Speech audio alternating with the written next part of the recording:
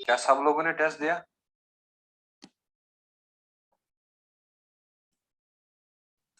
चलो, Yes, sir. किस किसने टेस्ट नहीं दिया?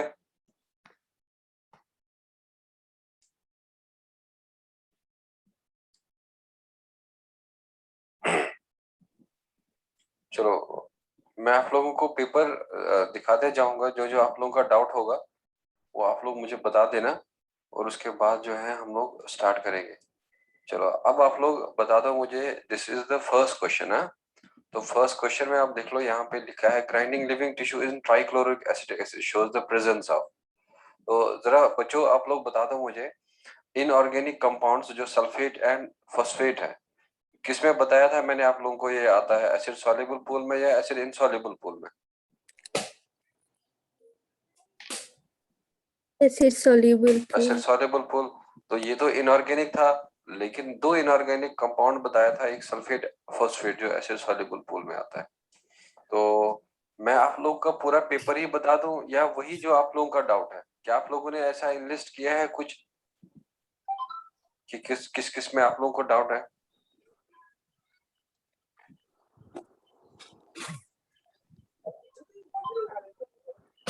तो अब बता दो मुझे सेकंड क्वेश्चन जरा, एसिड सॉल्युबल पूल किसका नाम है? फिल्ट्रेट का या रिटेंटेट का? रिटेंटेड। रिटेंटेट का। तो एसिड सॉल्युबल पूल रिटेंटेट का या फिल्ट्रेट का? Sir, filtrate है sir. Retinate तो फिल्ट्रेट acid है। soluble है. Very good, filtrate. हाँ, और बच्चों जरा एसिड इनसॉल्युबल पूल बता दो क्या था? रिटेंटेट। वाटर ऑर्गेनिक है या इनऑर्गेनिक है? इनऑर्गेनिक। इनऑर्गेनिक। प्रोटीन ऑर्गेनिक है या इनऑर्गेनिक है? ऑर्गेनिक। ऑर्गेनिक। तो इसीलिए इसका आंसर होगा फर्स्ट ऑप्शन। अब देखो नेक्स्ट वन यहाँ पे, the term as in terms of living tissue sample refers. जरा जब हमने लिविंग टिश्यू को जलाया था, जलाने के बाद हमें ऐश मिला, क्या ऐश में हमें इनऑर्गेनिक कंपाउंड्स मिले, मिनरल्स मिले, या ऑर्गेनिक कंपाउंड मिला? Inorganic compound. Inorganic. That mean inorganic elements जैसे कैल्शियम है, मैग्नीशियम है, वो सारा जो चीज जो है वो हमें ऐश में मिला। तो अब 98%। तो जरा चार मेजर कंपाउंड का बता दो, क्या क्या बताया था मैंने आप लोगों को? Carbon, hydrogen, nitrogen and what? Oxygen. तो बच्चों इनके अलावा 98% में से दो और इंट्रोड्यूस करना है। तो बोन्स में क्या क्या रहता है? Calcium and what? Calcium and phosphate. Phosphorus. और टीथ वगैरह में भी रहता है। तो इनके अलावा तो आपको ये दो सेलेक्ट करना है, कैल्शियम एंड फास्फोरस। तो most abundant organic compound on the earth, जरा कौन सा बताया था? Cellulose. It is cellulose. Most abundant mineral in the body, तो याद रख लेना कौन सा होता है? कैल्शियम। कैल्शियम। मैंने कुछ क्वेश्चंस आप लोगों के लिए दिया जो मैंने नोट्स में नहीं लिखा था, लेकिन मैंने आप लोगों को कहा था अगर आप एनसीईआरटी के टेबल से और याद करना चाहते हैं तो ये वाला थोड़ा मैंने दिया था, क्या आप लोग एनसीईआरटी पढ़ते हैं या नहीं पढ़ते हैं? तो एक क्वेश्चन मैंने ये वाला दिया था, और एक क्वेश्चन ये वाला दिया था कि कौन सा अबंडेंट होता है। तो याद रख लेना कौन सा होता है? कैल्शियम होगा, मिनरल। तो अब total number of amino acid found in protoplasm कितना था? 20। 20। विच of the following is not an amino acid? Uracil अभी तक मैंने आप लोगों को पढ़ाया नहीं, लेकिन ये बेस होता है, Sir, nitrogenous uracil base nitrogenous होता base है. है। हाँ, वेरी गुड। ग्लाइसिन भी, लाइसिन भी, ट्रिप्टोफैन। जरा आप लोग बता दो मुझे, ग्लाइसिन कौन सा अमाइनो एसिड था? चलो आप इसको बिल्कुल Sir, पार्टिसिपेट non-polar. करेंगे। Very good, non polar. और क्या नाम दिया था इसका? Aliphatic chain amino acid. ये आप लोगों के लिए रिवीजन है, कल भी टेस्ट रिवीजन था, आज भी ये रिवीजन ही है। तो इसीलिए पार्टिसिपेट कर लेना ताकि और चीजें सीख जाएंगे। और मैं आपको फाइनल बता दूंगा कि पेपर में आपको क्या क्या पार्ट फर्स्ट कैसे आएगा, पार्ट सेकंड कैसे आएगा। तो ग्लाइसिन एलिफेटिक था, नॉन पोलर था। जरा लाइसिन बता दो कौन सा अमाइनो एसिड था? बच्चों Sir, लाइसिन कौन polar सा था? amino acid, right? नहीं, हाँ पोलर। और कौन सा क्लास में था on the basis of structure? With non-polar chain. No, no, no, it was basic amino acid, lysine, arginine and histidine. जरा बच्चों ट्रिप्टोफैन बता दो कौन सा अमाइनो एसिड था? Non-polar. Aromatic. Very good, aromatic amino acid था। नॉन पोलर था but aromatic amino acid था। तो अमाइनो एसिड को एक दूसरे से डिफर कौन कर रहा है? Are group. हर किसी अमाइनो एसिड में आर ग्रुप जो है वो डिफरेंट होता है। तो which of the following is simplest amino acid? कौन सा बताया था? ग्लाइसिन। Glycine. और सबसे कॉम्प्लेक्स अमीनो एसिड कौन सा बताया था आप लोगों को? Tryptophan. Tryptophan. Tryptophan is most complex, glycine is सबसे सिंपलेस्ट। तो सारे अमीनो एसिड में एक अमीनो ग्रुप था और एक कार्बोक्सिलिक ग्रुप था। क्या कोई आप लोगों में बताएगा मुझे मोनो अमीनो डाइकार्बोक्सिलिक कौन सा अमीनो एसिड था? Acidic amino. Very good, acidic amino acid. बच्चों कौन सा था di amino monocarboxylic? Basic. Basic amino acid. अब बाकी सारे अमीनो एसिड क्या थे? Mono amino monocarboxylic. तो उसमें थे एलानिन और ये भी है मोनो अमीनो मोनोकार्बोक्सिलिक। तो आप लोगों को कहा था मैंने लो पीएच पे कौन सा चार्ज होता है? पॉजिटिव। High Positive. पीएच पे कौन सा चार्ज होता है? Negative. नेगेटिव। Negative. लेकिन एक आइसोइलेक्ट्रिक पीएच बताया था जिसमें दोनों चार्ज होता है, पॉजिटिव भी और व्हाट नेगेटिव। और जो वो पॉजिटिव एंड नेगेटिव वाला दोनों होता है तो बच्चों क्या कहते हैं उसे? ज़्विटर। तो ज़्विटर आयन पूछ रहा था तो ज़्विटर आयन इसमें भी है। और ए पॉजिटिवली चार्ज है और सी नेगेटिवली चार्ज है और बी जो है वो ज़्विटर है, बिकॉज इसमें दोनों पॉजिटिव चार्ज है नेगेटिव चार्ज। अब ये वाला मैंने आप लोगों को करवाया भी था क्वेश्चन ड्यूरिंग द लेक्चर्स। जरा Yes. कॉन्कैनावेलिन ए क्या था? Lectin.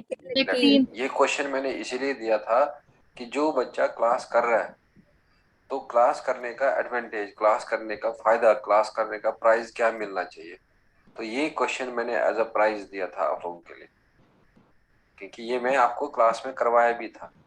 और लेकिन ये क्वेश्चन जो है ये मैंने दिया था, क्या आप लोग को खुद इंटरेस्ट है एनसीईआरटी पढ़ने का? और ये भी दिया था क्या आप लोग खुद चाहते हैं कि और सीखें, या खाली वही रखना है याद कि जो जाके। और बाकी चीजें मैंने आप लोगों को ये दिखाया कि अब आपका दिमाग लगाएंगे। मैंने आपको सिखाया acidic amino acid, di carboxylic mono amino. और क्या आप बाकी अमीनो एसिड का कोई नाम देंगे? तो बाकी अमीनो एसिड का नाम क्या पड़ेगा? Mono amino monocarboxylic amino acid. ठीक है, तो आप लोग मतलब सीख लेना कि कैसे कैसे आगे आप लोगों को तैयारी करना है। अगर चलिए प्रैक्टिस था, जिसने अच्छा किया गुड। तो अब देखो the organic compound having polyhydroxyaldehydes. बच्चों क्या था? Very good. कार्बोहाइड्रेट का डेफिनेशन क्या बताया था? They are polyhydroxyaldehydes are optically active तो ये थे polyhydroxy कार्बोहाइड्रेट का। तो अब देखो यहाँ पे नेक्स्ट वन था, in which of the following groups all are examples of polysaccharides. सबसे सिंपलेस्ट कहानी, जो बेसिक कहानी आपको याद रखना है, example of monosaccharide, example of disaccharide, example of polysaccharide, examples of homopolysaccharide, examples of heteropolysaccharide. ये एक बेसिक सा कहानी है और जिससे एक सिंपलेस्ट क्वेश्चन आ सकता है। उसके बाद हाई में जाना है कि स्टार्च में कैसा स्ट्रक्चर है, कैसा 1,4 है, कैसा 1,6 है, तो फिर क्या अमाइलोज कौन सा कलर देगा, वो मतलब अंदर वाला चीज हो गया। लेकिन सबसे बेसिक चीज क्या याद रखना है, क्या स्टार्च पॉलीसैकेराइड होमो है या हेटेरो है, तो वो बेसिक है। कभी कभार इंसान बड़ा हाई फाई याद रखता है लेकिन बेसिक याद ही नहीं रखता है। कभी कभार इंसान बहुत ज्यादा चीज याद रखता है, स्ट्रक्चर्स याद रखेगा लेकिन डेफिनेशन ही याद नहीं किया था कार्बोहाइड्रेट। ये बेसिक चीज है तो उसी से पूछा था, और वो बेसिक चीज एग्जाम में ज्यादातर गलत होता है। तो अब क्योंकि इंसान उसके लिए केयरलेस रहता है, अरे ये तो इजी है, ये तो याद रहेगा। तो लेकिन पहले याद रखना है कौन सा होमो है, कौन सा हेट्रो है, कौन सा डाई है, कौन सा मोनो है। तो इसमें स्टार्च है, क्या ये होमोपॉलीसैकेराइड था या हेटेरोपॉलीसैकेराइड? Homopolysaccharide. Very good. ग्लाइकोजन होमो या hetero? homo homopolysaccharide. Cellulose homopolysaccharide या हेटेरोपॉलीसैकेराइड? homopolysaccharide homopolysaccharide. जरा बच्चों इन तीनों में से बता दो किसमें बीटा 1,4 ग्लाइकोसाइडिक बॉन्ड था? इन तीनों में बता दो किसमें बीटा 1,4 ग्लाइकोसाइडिक बॉन्ड था? सेलुलोज में। Cellulose. हाँ, इसमें क्या था? Alpha 1,4 and alpha 1,6। और इसमें क्या था? Alpha 1,4 alpha 1,6। इसमें क्या था? बीटा 1,4। Beta और 1. ये डाइसैकेराइड है, डाइसैकेराइड है, मोनोसैकेराइड है, मोनोसैकेराइड है, मोनोसैकेराइड है, डाइसैकेराइड है, मोनोसैकेराइड है, पॉलीसैकेराइड है, डाइसैकेराइड है। ठीक है, तो अब इसमें ये वाला आंसर था। Iodine test is used to detect for, किसके लिए बताया था iodine test? carbohydrates very good. Starch के लिए, ग्लाइकोजन के लिए, सेलुलोज के लिए, वो क्या है? कार्बोहाइड्रेट है तो इसीलिए कार्बोहाइड्रेट के लिए होगा। तो ये बेसिक है। फिर आपको हाई याद रखना है, स्टार्च कैसा कलर देता था, स्टार्च कौन सा कलर था देता है during iodine test, blue colour, और ग्लाइकोजन रेड रेड कलर, और cellulose no colour no colour. तो बच्चों इसमें आपको, चलो ये तो इजी था, फ्यूरानोस रिंग था, फ्यूरानोस रिंग तो 5 मेंबर्ड का होता है। अब बताओ मुझे, क्या ये बीटा राइबोस है या अल्फा राइबोस है? Beta ribose. Very good, beta ribose. यहाँ 1 है, यहाँ 2 है, यहाँ 3 है, यहाँ 4 है, यहाँ 5, देखो दोनों सेम साइड है, तो इसलिए क्या होगा, ये बीटा राइबोस होगा। तो honey of bee is sweet as it contains, किस वजह से बताया था हनी स्वीट होता है? फ्रुक्टोज की वजह से, because fructose is sweetest sugar. जरा सुक्रोज का अल्टरनेटिव नाम क्या था? Non reducing sugar. नाम अल्टरनेटिव नाम, अल्टरनेटिव नाम क्या था इसका? Cane sugar, kitchen sugar, table sugar. और ग्लूकोज का क्या नाम था alternative? Grape sugar. Very good, grape sugar था, डेक्सट्रोज था, ब्लड शुगर था। माल्टोज का क्या था? Malt sugar. फ्रुक्टोज का क्या था? Levulose, fruit sugar. तो अब बता दो मुझे, reducing sugar among them is कौन सा होगा? Galactose, because it is a monosaccharide. Gluconic acid already oxidized form है, ग्लूकोज से क्या बन सकता है? ग्लूकोयूरानिक एसिड। ग्लूकोज से क्या बन सकता है? ग्लूकोनिक एसिड, है ना? तो अब ग्लूकोज क्या था? रिड्यूस, तो ये क्या होगा? ऑक्सीडाइज्ड फॉर्म ऑफ ग्लूकोज, तो इसीलिए ये ऑक्सीडाइज्ड फॉर्म ऑफ ग्लूकोज है। सुक्रोज तो नॉन रिड्यूसिंग है, ग्लाइकोज पॉलीसैकेराइड तो नॉन रिड्यूसिंग होते हैं, तो इसीलिए इसमें क्या था? गैलेक्टोज। अब इसमें से आपको ये पता नहीं था, लेकिन मैं आपको बताया था, जब भी ग्लूकोज का ऑक्सीडेशन होता है तो क्या बनता है? यूरानिक एसिड। तो यह क्या बनता है? Gluconic acid. So that means they are the oxidized form of the glucose. So it will be oxidized, it will not be reduced. तो अब नेक्स्ट वन आपको याद रखना है, मैक्रोमोलेक्यूल काइटिनेज। जरा किसका था ये पॉलीमर? नैक का, एन एसिटाइल ग्लूकोस एमाइन का, है ना? तो वो एन एसिटाइल ग्लूकोस एमाइन में क्या रहता है? Nitrogen. So that means it is a nitrogen containing polysaccharide. So among them following choose the correct epimers. Epimers आपको मैंने 2 एग्जांपल बताया था, एक था व्हाट? ग्लूकोज एंड गैलेक्टोज, और दूसरा था ग्लूकोज एंड मैनोस। जरा ये ग्लूकोज और गैलेक्टोज कौन से एपिमर थे? C2 या C4? C4 epimers. Very good, C4 epimers. Now next one, cellulose, the most abundant constituent of plant cell, is made up of. अभी आप लोगों को बताया था सेलुलोज में कौन सा बॉन्डिंग था? बीटा 1,4 ग्लाइकोसाइड, और एक अनब्रांच चेन है, ये ब्रांच नहीं होता है, तो इसीलिए आंसर होगा सी। अब बता दो बच्चों, यहाँ में कॉटन फाइबर मैंने आप लोगों को बताया था सेलुलोज में होता है। ये सेलुलोज किस में होता है? कॉटन फाइबर में, पल्प ऑफ प्लांट में, सेल वॉल में। तो काइटिन किस में बताया था? एक्सोस्केलेटन। और लीवर में क्या बताया था स्टोर होता है? ग्लाइकोजन। और देखो, अगर मैं आप लोगों से कहता कि पोटैटो में, if I will tell you potato में क्या हो सकता है, तो यहाँ में पील्ड पोटैटो है, तो मतलब जो छिलका है पोटैटो को वो उठा दिया है, और अब उसमें सेलुलोज भी हो सकता है या बाकी ऑर्गेनिक मॉलिक्यूल होगा, लेकिन जो वो पोटैटो पील्ड वाला है, अब उसमें क्या रहेगा? खाली स्टार्च है। तो रूट्स ऑफ दलिया, और क्या बताया था उसमें? जरा इनुलिन का क्या सिग्निफिकेंस बताया था? Measurement of GFR, glomerular filtration rate का मेजरमेंट हम इनुलिन से करते हैं, because this inulin was not metabolized in our body. ना ये डाइजेस्ट होता है और ना ये मेटाबोलाइज होता है। अब अगर आप लोगों का इंटरेस्ट होता, आप कहते हैं मुझे सर, तो ये इनुलिन आपने लिखा है कि it is not metabolized in our body, तो ये तो पॉलीसैकेराइड है, तो पॉलीसैकेराइड अगर है ये, तो हम लोगों को तो पहले लिखना था it is not digested in the body, क्योंकि वो चीज हम लोग मेटाबोलाइज कह सकते हैं कि जो सेल के पास पहुंचे और सेल उसको यूज नहीं कर रहा है, तो तब जाके, क्योंकि metabolism occurs inside the cell not outside the cell. तो अब जो याद रखना, ये इन्युलिन ज्यादा बड़ा पॉलीसेकेराइड नहीं होता है, तो इसीलिए ये आराम से इंटेस्टाइन को क्रॉस करके ब्लड में चला जाता है और अनडाइजेस्टेड फॉर्म में, और अनडाइजेस्टेड फॉर्म में ये सेल के पास भी पहुंचता है, लेकिन सेल इसको मेटाबोलाइज नहीं करता और फिर ये यूरिन से बाहर आता है। तो इसीलिए इसका आंसर जो होगा 3 होगा। तो then which of the following polysaccharide as an energy storage in the, जरा कौन कौन पॉलीसेकेराइड का मैंने आप लोगों को कहा था storage polysaccharide? Fats, glycogen, inulin. Very good, starch, glycogen, inulin. जरा इसका आप लोगों ने आंसर ग्लाइकोजन क्यों नहीं दिया? इसका आंसर आप लोगों ने क्यों स्टार्च दिया? Because it is plant tissue. हाँ, because question is asking regarding what? Plant Plant tissue. तो इसीलिए एक ये क्वेश्चन वैसा होता है जो स्टूडेंट को अंधा बना देता है, और पहला ही ट्रैप लगा के ग्लाइकोजन। तो बड़ा आराम से बच्चा खुश हो गया, पॉलीसेकेराइड एनर्जी, अरे एनर्जी स्टोरेज, तो बड़ा एक्साइटेड हो गया, प्लांट पे ध्यान ही नहीं दिया, और ट्रैप पहले ही क्या था? ग्लाइकोजन।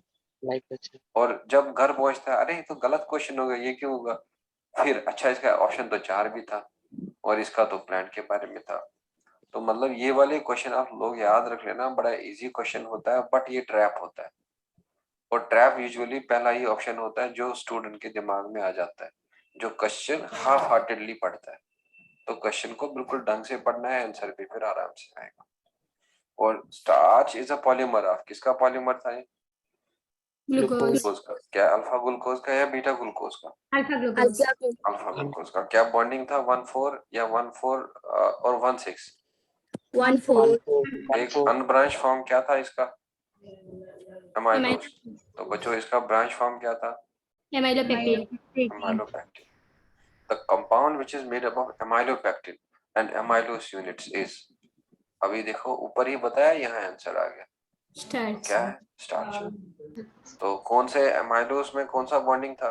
1,4 ओनली या 1,4 ओनली? और एमाइलोपेक्टिन में 1,4,1,6.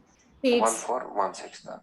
तो अब देख लो बच्चों, यहाँ में ये स्ट्रक्चर है, ये आपको लग रहा है ये 1 है, और ये लग रहा है 4 है, और ये 1 है, ये 4 है, तो कौन सा बॉन्डिंग होगा? 1,4 ग्लाइकोसाइडिक बॉन्डिंग, है ना?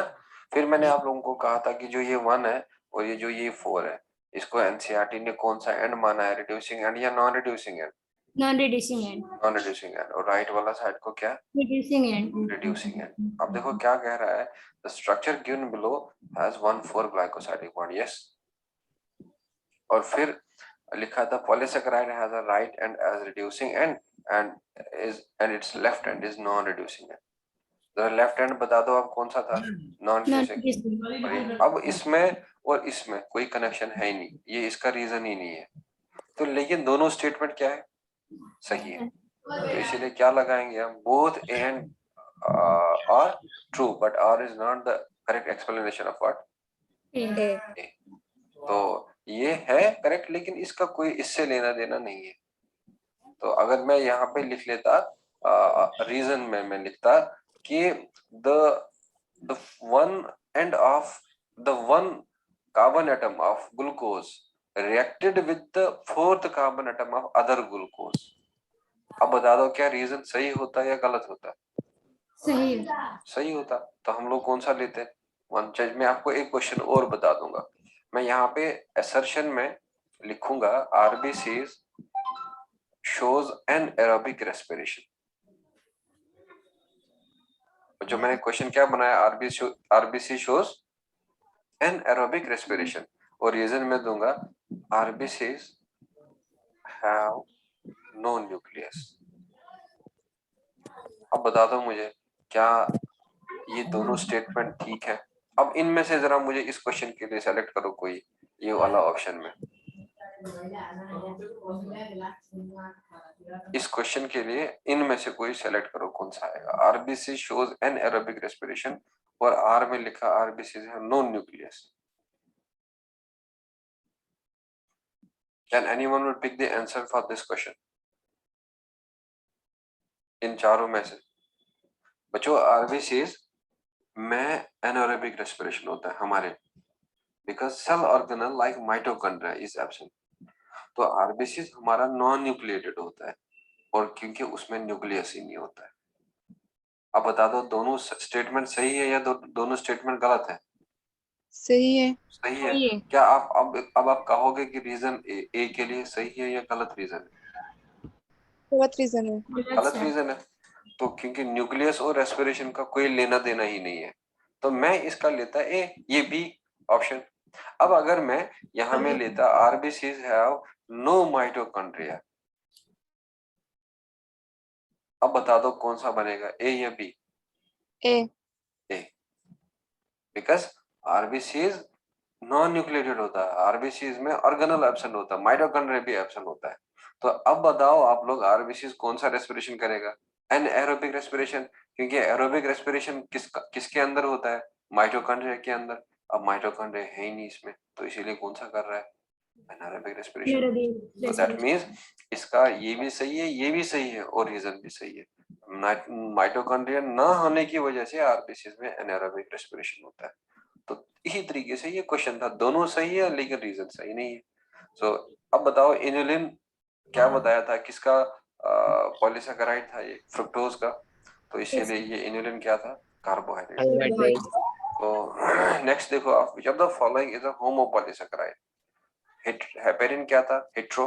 पेक्टिन क्या था? हेट्रो। हाइलुरोनिक एसिड क्या था? हेट्रो। और इनुलिन क्या था? और किसका पॉलीमर होता है ये? Fructose. फ्रुक्टोज का polymer. Which of the following is not does not yield glucose on hydrolysis? जिसमें ग्लूकोज होगा वही तो ग्लूकोज देगा ना। तो स्टार्च किसका बना है? ग्लूकोज का। माल्टोज किसका बना है? ग्लूकोज का। लेकिन इनुलिन किसका बना है? फ्रुक्टोज का। तो ये ग्लूकोज नहीं दे सकता जब ये हाइड्रोलाइज होगा। So when we eat sugar cane we are ingesting, किसका शुगर केन नाम बताया था कॉमन? सुक्रोज का। यही हम खाएंगे तब। विच of the following statement is wrong for sucrose? Disaccharide तो सही है, नॉन रिड्यूसिंग भी सही है, ये साइटोप्लाज्म में एक्युमुलेट होगा, सही है। और बच्चों इसमें जरा बता दो कौन कौन सा बताया था मैंने कंपोजिशन? क्या क्या कंपोजिशन था? बीटा फ्रुक्टोज और क्या था? Alpha glucose.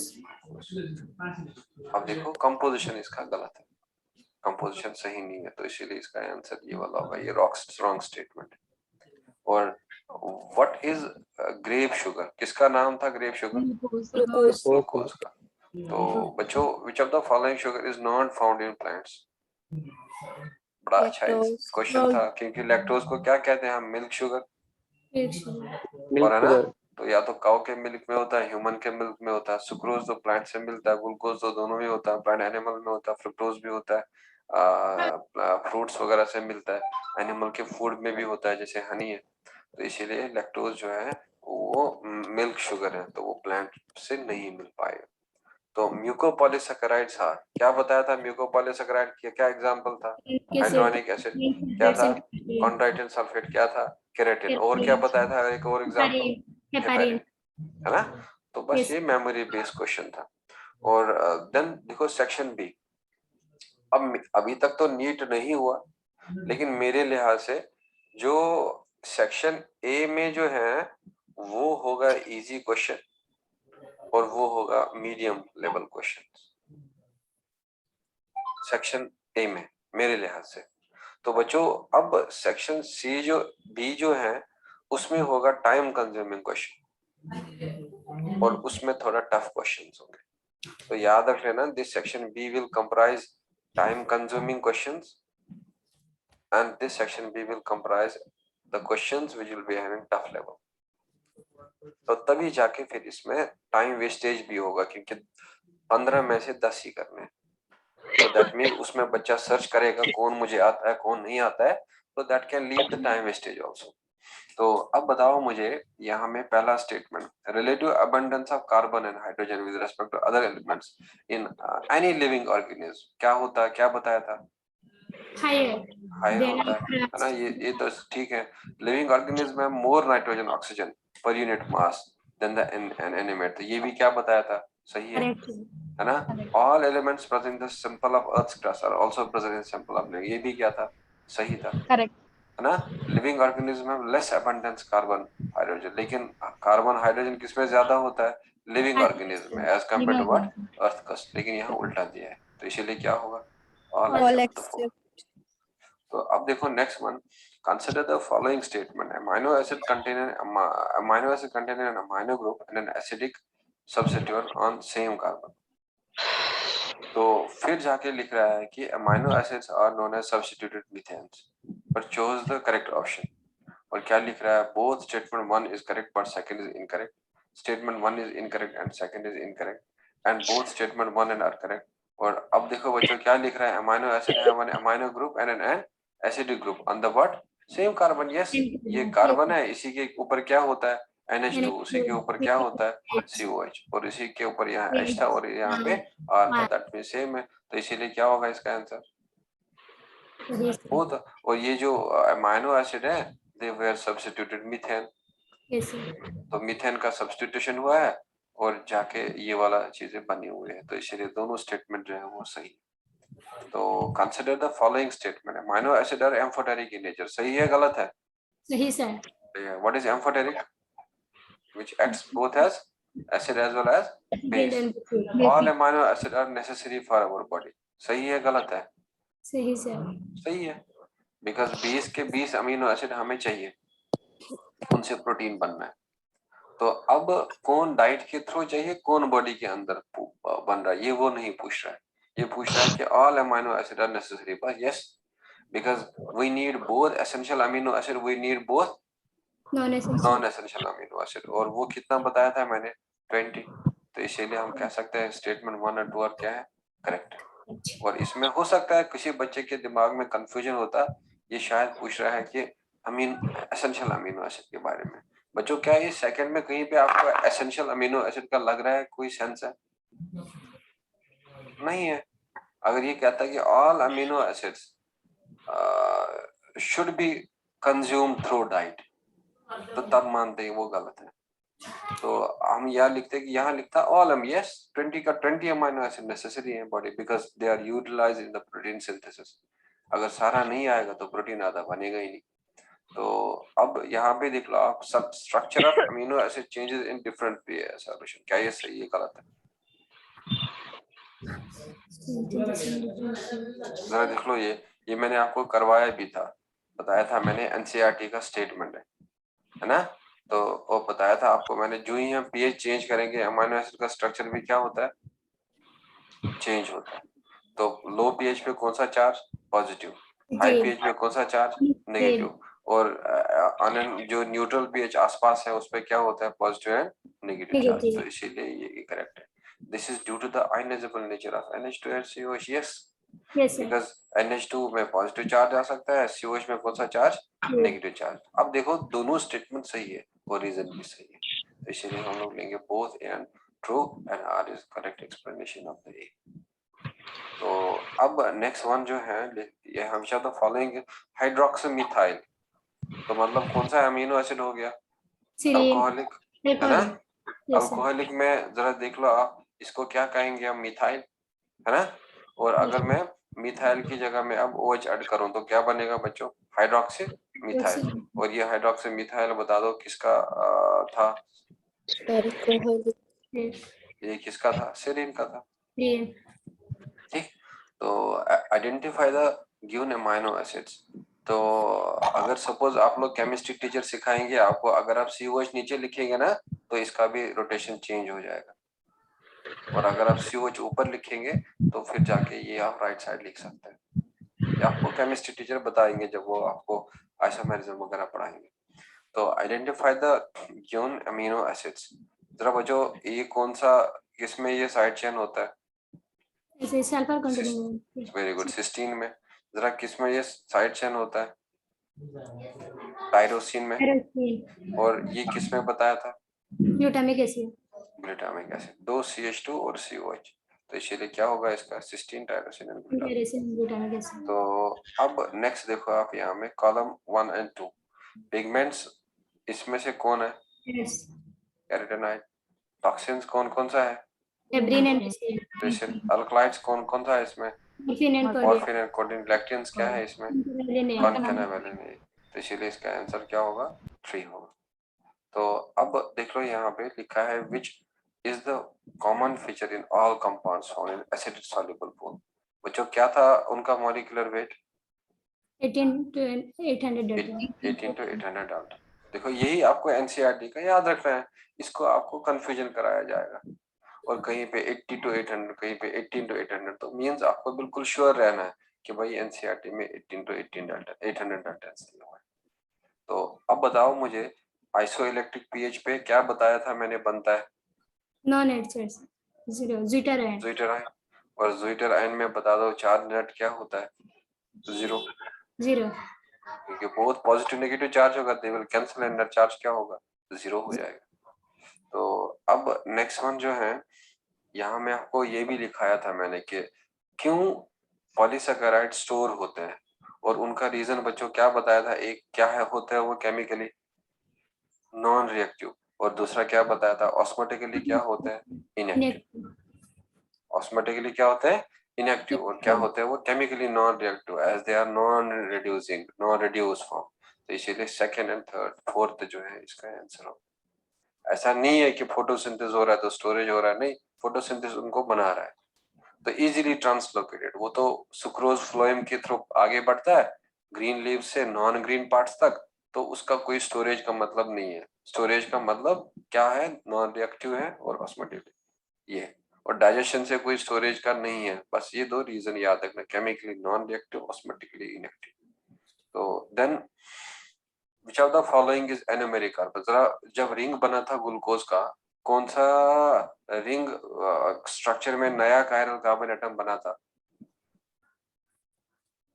जो ग्लूकोज का कौन सा कार्बन एटम रिंग स्ट्रक्चर में कायरल कार्बन एटम बना था? फर्स्ट कार्बन एटम है ना। और ये फर्स्ट कार्बन एटम रिंग में ऐसे बना था, OH H, और फिर O से यहाँ अटैच था और नीचे C2 के साथ अटैच था। तो यहाँ में कायरल नहीं था, यहाँ में कायरल बना। तो इस कायरल कार्बन एटम का क्या नाम बताया था मैंने आप लोगों को?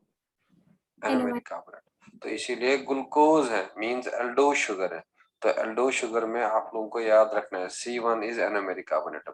तो बट बच्चों जो कीटो शुगर्स होता है, कीटो शुगर में कौन सा एनोमेरिक कार्बन एटम होता है? C2 होता है। तो इसलिए इसका आंसर क्या होगा? C1। तो ये स्ट्रक्चर एनसीईआरटी का है, दिया हुआ है। कहा था मैंने राइबोस और दिया है राइबोस और ग्लूकोज का स्ट्रक्चर दिया, और एमाइलोस एमाइलोपेक्टिन का दिया है, वो आपको याद रखना है। तो ये था ग्लूकोज। क्या अल्फा ग्लूकोज है या बीटा ग्लूकोज है? Alpha glucose. Alpha, because OH नीचे, अल्फा ग्लूकोज है। तो जरा ये बेनेडिक्ट टेस्ट किसके लिए बताया था? देता है Reducing sugar, non-reducing very sugar. Good, reducing and non reducing sugar. Sucrose red colour नहीं दिखाएगा, रेड प्रेसिपिटेट नहीं दिखाएगा। ग्लूकोज जो लैक्टोस है, मैल्टोस है, मोनोसैकेराइड जितने भी हैं वो रेड कलर दिखाएंगे, तो रिड्यूसिंग शुगर्स होगा। तो अब इसमें देख लो आप, यहाँ में OH नीचे है और इसमें OH क्या है? ऊपर है। तो दैट मीन्स ये कौन सा नंबर होगा? अल्फा, और ये कौन सा होगा? बीटा। तो इसलिए क्या कहेंगे इनको? NMRs. एनोमर्स कहेंगे। तो अब लास्ट वाला क्वेश्चन है, which of the following statement is not correct? तो बच्चों स्टार्च किसका पॉलीमर है? अल्फा ग्लूकोज का, very much correct. Starch is made up amylose, very much correct. दो फॉर्म होता है, एक एन ब्रांच एमाइलोस, एक branch amylopectin. Amylose is linear structure consisting of several glucose unit during the yes. Amylose जो है उसमें 1,4 glycosidic bond होता है और वो एक लीनियर स्ट्रक्चर है। एमाइलोपेक्टिन इज स्ट्रेट स्ट्रक्चर, नहीं, एमाइलोपेक्टिन क्या होता है? अनब्रांच स्ट्रक्चर, और जिसमें कौन कौन से बॉन्ड्स होते हैं? 1,4 भी और कौन सा? 1,6. 1,6 भी। तो इसीलिए इसका ये वाला जो है इसमें हमें इज नॉट करेक्ट पूछना है। नॉट करेक्ट, D होगा ना। डी होगा। इसका आंसर D होगा। क्या ये वाला सी, ये सही है या गलत है? ये सही है। सही है। तो लेकिन हमें क्वेश्चन क्या पकड़ना है? Not not correct. करेक्ट। तो इसीलिए आंसर क्या होगा इसका? D और होगा। D. D। क्लियर? तो क्योंकि यहाँ में 1,4 भी और 1,6 भी होगा। अब बता दो किस बच्चे ने बराबर 50 क्वेश्चन ठीक किए? सॉरी 45 क्वेश्चन किसने ठीक किए? कोई है आप लोगों में से जिसने 45 क्वेश्चन ठीक किए?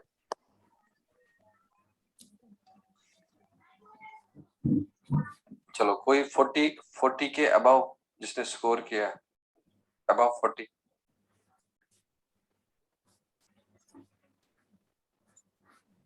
चलो 35 के अबव कोई है जिसने Yes, sir. 35 किसका कितना है आपका? 37. हाँ 37। देखिए अच्छा, और किसका है 30 से अबव किसका है? सुमित चलो 39. 39 आपका है, चलो गुड। देखो बच्चों, ऑलमोस्ट सारा आप लोगों ने पढ़ा था, सब पढ़ा था आप लोगों ने, एवरीथिंग एक्सेप्ट द 2 क्वेश्चंस, और वो आप लोग इजी कर सकते थे, तो वो कोई टफ नहीं था। तो कम से कम अगर मैं वो 2 क्वेश्चन साइड में रखता तो 43 क्वेश्चंस आपको आना चाहिए। तो जिस बच्चे ने 43 क्वेश्चन नहीं किए तो दैट मीन्स स्ट्रेट फॉरवर्ड उसका पढ़ाई ठीक नहीं चल रहा है, स्ट्रेट फॉरवर्ड, उसमें कोई हमें टाइम, हाँ उसमें हमें टाइम वेस्ट ही नहीं करना है, पढ़ाई ठीक नहीं चल रहा है। तो अब देखो सेकंड पॉइंट हमने ये कंक्लूजन लगाना है कि हो सकता है किसी बच्चे ने पढ़ाई ठीक करा है तो लेकिन वो नहीं कर पाया स्कोर, तो इसका मतलब क्या है? रिटेन नहीं हो रहा है। रिटेन क्यों नहीं हो रहा है? Lack of revision. और इसीलिए मैं आपको बार बार कह रहा हूं, जो बच्चा क्लास करेगा पढ़ाई करना जरूरी है, सेल्फ स्टडी का बहुत ही इंपॉर्टेंस है। जब तक ना रिटेन करेंगे तब तक पॉजिटिव ज्यादा नहीं होगा, तब तक नेगेटिव ज्यादा होगा।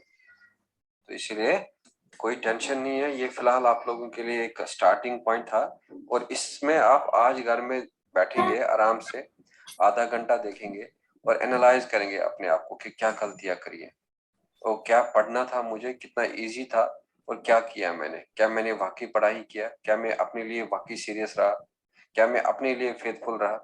तो ये चीजें आप लोगों को थोड़ा सॉर्ट आउट करना है। अगर आप नहीं करेंगे सॉर्ट आउट तो बच्चों ये ऐसे ही चलता जाएगा। अब 20 दिन के बाद सपोज और टेस्ट होगा, सेम रिपीटेंस है, सेम चीज होगा, जो उसके बाद भी रेगरेट नहीं करेगा, और 20 दिन के बाद क्वेश्चन होगा, सेम चीजें जाएगा। तो जब तक नीट नेक्स्ट ईयर का आएगा, 2022 का आएगा, तो वहां पे फिर पछतावे के बगैर कुछ नहीं होगा। और जो बच्चा मेहनत करेगा वो पाएगा, जो बच्चा मेहनत नहीं करेगा उसको कभी भी नहीं मिलेगा। मेहनत करने के बगैर नथिंग इज पॉसिबल, ये आप लोग याद रख लेना, ठीक। तो अब हम लोग अपने जो मेन है हम लोगों का पढ़ाई, उसकी तरफ हम आएंगे, और मैं पहले बोर्ड को शेयर कर लूंगा इधर। सर एक डाउट था सर लास्ट हाँ क्लास जी, से। हाँ हाँ हाँ, बोलते रहो, आप क्या था डाउट?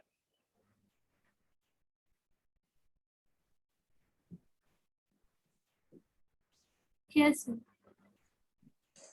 चलो क्या डाउट था, बोलो।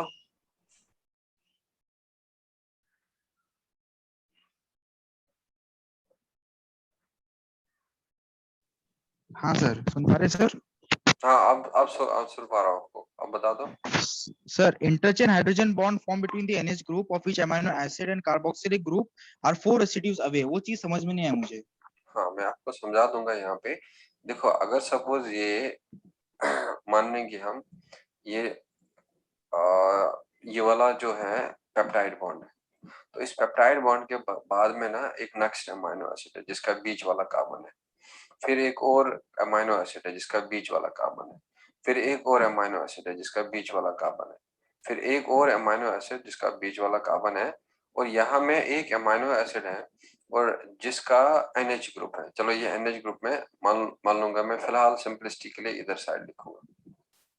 अब देखो ये अमाइनो एसिड जो है, ये वाला जो इस साइड था, सपोज इसका C अल्फा है, तो ये अमाइनो एसिड उस अमाइनो एसिड के साथ पेप्टाइड बॉन्ड बनाएगा जो इससे 4 अमीनो एसिड रेसिड्यू दूर होगा। तो मतलब अब इसके और इसके बीच में जो है हाइड्रोजन बॉन्डिंग होगा। तो अब देखो इस अमाइनो एसिड के बीच में, और ये वाला जो इधर से ये अमाइनो एसिड है जिसके साथ इसने हाइड्रोजन बॉन्डिंग किया, ये इससे 4 अमाइनो एसिड रेसिड्यू अवे। एक तो ये वाला हो गया जिसको हम N+1 कहते हैं, एक तो ये वाला होगा जिसको हम N+2 कहते हैं, और एक तो ये वाला होगा जिसको हम N+3 कहते हैं, और एक तो ये वाला होगा जिसको हम N+4 कहेंगे। अब बता दो, ये अमाइनो एसिड ने अब इस अमाइनो एसिड के साथ हाइड्रोजन बॉन्डिंग किया, लेकिन कितना ये अमाइनो एसिड इस अमाइनो एसिड से कितना अमाइनो एसिड रेसिड्यू दूर है? अब 4 4 अमाइनो रेसिड्यू। अब समझ गए? Yes sir. हाँ, तो अगर ये भी किसी के साथ करेगा हाइड्रोजन बॉन्डिंग, ये भी उस के साथ करेगा जो उससे 4 अमीनो एसिड रेसिड्यू दूर होगा। तो कोई सा भी अमीनो एसिड जो हाइड्रोजन बॉन्डिंग करेगा वो उस अमीनो एसिड के साथ करेगा जो उससे 4 अमीनो एसिड रेसिड्यू दूर है। बस यही है और कुछ नहीं है। तो अब देखो बच्चों, मैं आप लोगों को ये बताना स्टार्ट करूंगा कि आप लोगों को पढ़ना है, लेकिन आप लोगों को मतलब ये चीज का पता होगा ना, एक हम लोग कहते हैं हम आए हैं और मरने के बाद जन्नत में जाना या हेवन में जाना है ना, और या स्वर्ग में जाना है। जरा आप लोग बता दो मुझे क्या क्या करना पड़ता है इस चीज के लिए। अगर किसी बंदे को जो है जाना होगा जन्नत में, हेवन में, स्वर्ग में, जरा क्या करना पड़ता है इसके लिए? क्या हर कोई बंदा जाएगा या इसके लिए एक पर्टिकुलर इंस्ट्रक्शन दिया गया है, ये करना है तब मिलेगा? हाँ, पर्टिकुलर इंस्ट्रक्शन दिया है। इबादत करने के जरा लिए कोई सा बता दो मुझे वो इंस्ट्रक्शन क्या बताया गया है करने के लिए। इबादत से इबादत करना है, नमाज पढ़ना है, या पूजा करना है, या कोई भी मतलब तरह का जो प्रे करना है। तो और बता दो मुझे जरा क्या है। अच्छा इंसान बनना है। वेरी गुड, अच्छा इंसान, अच्छा ही करना है ना? गुड डीड्स होने चाहिए। और बता दो कुछ। झूठ नहीं बोलना है। Very good, don't lie, lying stop करना है, झूठ नहीं बोलना है ना? तो ऐसे ही मतलब काफी ज्यादा है। अब बता दो आप लोगों में से जरा किसको लग रहा है कि मैं बिल्कुल एक परफेक्ट मेंबर हूं जन्नत का? है कोई आप लोगों में से ऐसा जो बड़े अच्छा काम कर रहा है, नमाज पढ़ रहा है, लाई नहीं कर रहा है, जिसको विश्वास है कि नहीं मैंने कोई गलत काम नहीं किया है, कोई सा भी गलत का? कोई है आप लोगों में से ऐसा? हाँ, नहीं है सर। चलो मैं अपने आप को भी कंसिडर नहीं करता हूँ, ठीक है?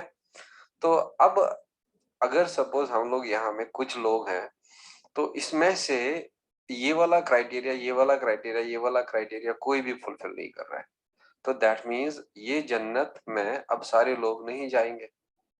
तो अब एक माइनर परसेंटेज आएगा, बिकॉज ये चीजें फॉलो करना इट इज वेरी टफ। अगर जो करेगा उसके लिए इजी होता है, जो नहीं करेगा उसके लिए बहुत टफ है। तो अब जाके इसमें से हम लोग लेंगे 5% लोग जाएंगे जन्नत में और 95% जाएंगे हेल में। अब बच्चों बता दो मुझे, जरा आप लोग ही बता दो, नीट के लिए क्या क्या आप लोगों को करना है? आप लोग ही बता दो क्या क्या चाहिए आप लोगों को करना, क्या क्या है? Hard work. हार्ड वर्क से ना, पहले मैं कहूंगा चलो ठीक है, हार्ड वर्क गुड।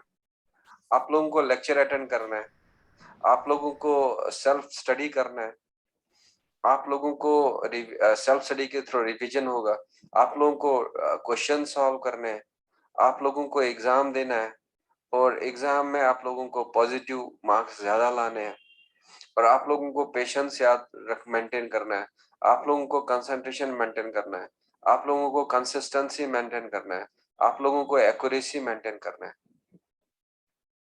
अब बता दो, जो बंदा ये सारा चीज करेगा, क्या उसके लिए अब नीट क्वालिफाई करना इजी है या टफ है? इजी इजी है। अब स्ट्रेट फॉरवर्ड, जो ये नहीं करेगा उसको कभी भी नीट नहीं मिलेगा, जो ये चीजें फॉलो नहीं करेगा उसको कभी भी जन्नत नहीं मिलेगा। और जो ये चीजें, चलो जन्नत के बारे में मिलेगा नहीं मिलेगा वो किसी को नहीं पता है, ना किसी ने देखा है, लेकिन ये तो देखा है आप लोगों ने। आप कहेगा सर कोई मुझे, हमने कोई तो देखा नहीं जन्नत में गया था, हम कैसे भरोसा कर सकते हैं? लेकिन ये तो भरोसा कर सकता है ना कि जो ये चीजें करता है वो तो नीट पाता है। तो इसीलिए आप लोगों को कोई प्रोटोकॉल फॉलो करना है, प्रोटोकॉल फॉलो करने के बाद ही मिलेगा। अगर आप वो नहीं करेंगे तो वो चीज कभी भी नहीं मिलना है। तो अब ये सारा चीज जो है ये सारे लोग फॉलो नहीं कर पाते हैं, और ये ना कम परसेंटेज का 5% मीन, और वही 5% जो है वो नीट को क्वालिफाई करते हैं। और जो ये फॉलो नहीं करेगा वो 95% लोग मानेंगे और वो फिर रिजेक्ट होता है। तो इसीलिए अपना दिमाग में याद रख लेना कि भाई एक अपने आप को बाउंड रखना, अपने आप को अपने कब्जे में रखना। तो अपना आपको फेसबुक के कब्जे में नहीं रखना, अपने आप को व्हाट्सएप के कब्जे में नहीं रखना है, अपने आप को आपके फ्रेंड के कब्जे में नहीं रखना है। आपको खाली अपने आप को अपने कब्जे में रखना है कि भाई मुझे क्या करना है and what I have to do, और देखो चीजें अच्छी हो जाएंगी। तो आप लोग सब कुछ कर सकते हैं। तो without hard work nothing is possible कि इसीलिए मैंने यहाँ में ये हेवन जन्नत वगैरह का एग्जांपल दिया। तो देखो आप लोगों के पास प्रैक्टिकल है, सब नहीं कर पाता है, लेकिन जो करेगा वो बड़ा खुश रहता है, उसमें कोई नेगेटिविटी नहीं रहता है। और जो नीट के लिए तैयारी करेगा उसको भी मिलेगा डेफिनेटली, क्यों नहीं मिलेगा जब उसने तैयारी करा है। तो चलो, मैंने आप लोगों को लास्ट क्लास में बता रहा था क्लासिफिकेशन ऑफ प्रोटीन्स, जरा उसमें बता दो आप लोग मुझे, जल्दी से आप लोग बता दो खाली टाइप क्या लिखा था पहला वाला, एंजाइम, enzymatic proteins, और दूसरा hormonal proteins, हार्मोनल प्रोटीन, तीसरा receptor proteins, रिसेप्टर प्रोटीन, चौथा transport proteins. Transport proteins. Transport protein. बस इतना ही लिखा था, हाँ? Yes, sir. तो hormonal protein, receptor protein, transport protein. Transport protein हम लोगों ने लास्ट वाला लिखा था, Yes, sir. तो उसमें आप ऐड कर देना नीचे haemoglobin. Haemoglobin is also a transport protein। बताओ हेमोग्लोबिन किसका ट्रांसपोर्ट कराता है? Blood Oxygen. Very oxygen. Good, oxygen का। तो अब आप लोगों ने 4 का लिखा है तो 5वां आप लोग लिख लेना, अगर रोमन में लिखा है तो रोमन में 5वां नंबर दे देना। तो वो आप लोग लिख लेना डिफेंस प्रोटीन्स।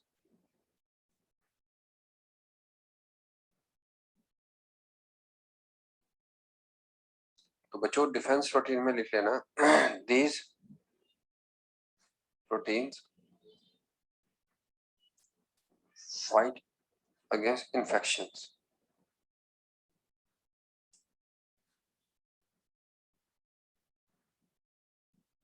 और इन्फेक्शन जैसे बैक्टीरियल इन्फेक्शन हुआ या वायरल इन्फेक्शन हुआ,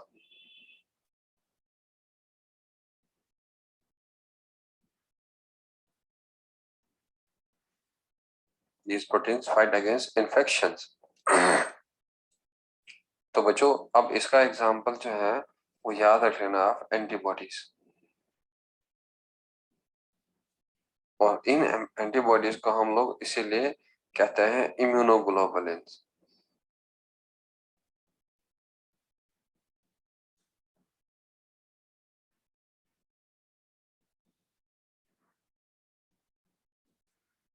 क्लियर? तो एंटीबॉडीज ग्लोबुलिन प्रोटीन होता है और हमें इम्यूनिटी देता है, तो इसीलिए इसको हम लोग इम्यूनोग्लोबुलिन्स कहते हैं। तो अब आप लोग नेक्स्ट वाला जो है लिख लेना यहाँ में स्ट्रक्चरल प्रोटीन्स।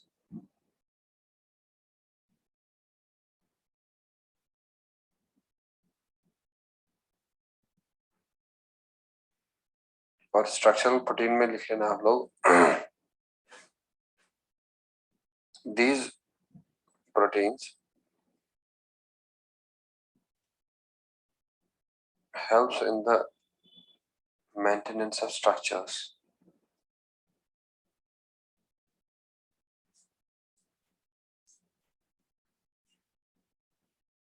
तो इसमें एग्जांपल जैसे आप लोग लिख लेना कोलाजन, और ये कोलाजन आपको ऑलरेडी बताया था मैंने कि कनेक्टिव टिश्यू के मैट्रिक्स में होता है।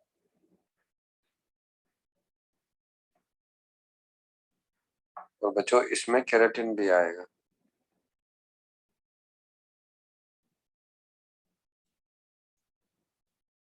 और केराटिन जो है इसमें आपको याद रखना है नेल्स में रहता है, ये मैंने आपको काफी बताया, हेयर वगैरह में उसका स्ट्रक्चर मेंटेन करेगा। एंड देन इलास्टिन, और इलास्टिन लिख लेना जैसे इलास्टिक टिश्यूज में होगा, जैसे कार्टिलेज है उसमें रहता है। और बच्चों ब्लड वेसल वॉल में रहता है।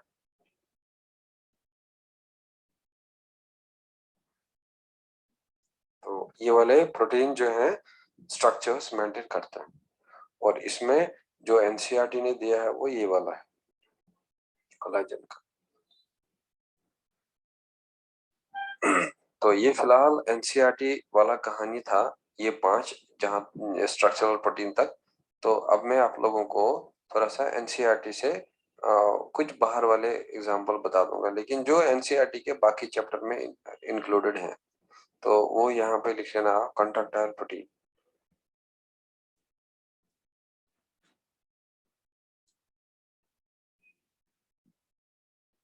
और कंट्रैक्टाइल प्रोटीन में लिख लेना, they help in muscle contraction.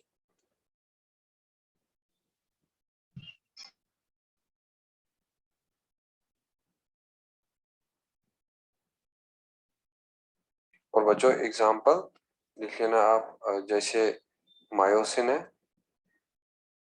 और जैसे एक्टिन है।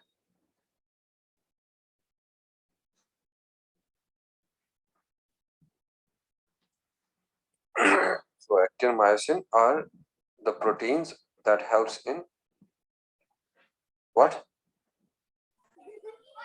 Muscle contraction. Muscle contraction. तो ये कंट्रैक्टाइल प्रोटीन हो गए। And next one you will write about the toxic proteins.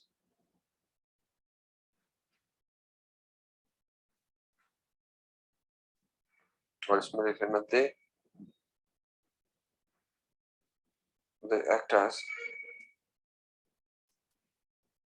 as toxins, और या लिख सकते हैं poisons।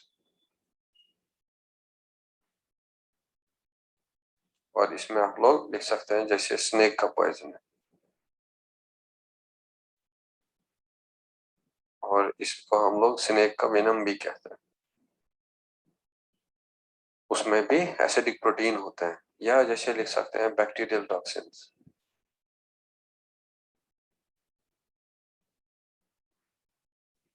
क्लियर?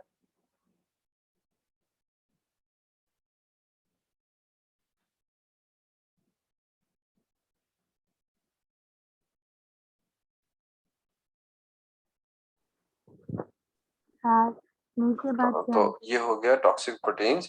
और मैंने आप लोगों को बताया था रिगार्डिंग इससे पहले डिफेंस प्रोटीन का हो गया था। तो बस फिलहाल इतना याद रख लेना, और बाकी मैं आप लोगों को आगे आगे बताते रहूंगा। And this was the first classification जो on the basis of function था, और प्रोटीन का जो एनसीईआरटी ने दिया है। तो बच्चों अब हम लोग सेकंड क्लासिफिकेशन देखेंगे, ऑन द बेसिस ऑफ, या classification of proteins on the basis of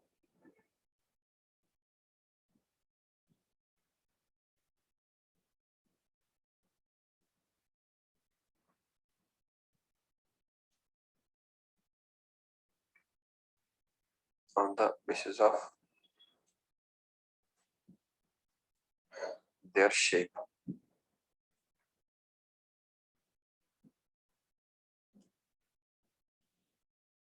तो बच्चों शेप के बेसिस पे दो तरह का प्रोटीन होता है, एक को हम लोग कहते हैं ग्लोबुलर प्रोटीन, और दूसरे को कहते हैं हम लोग स्फेरिकल प्रोटीन।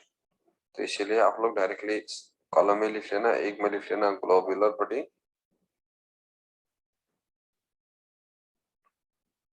और एक में लिख लेना फाइब्रस प्रोटीन।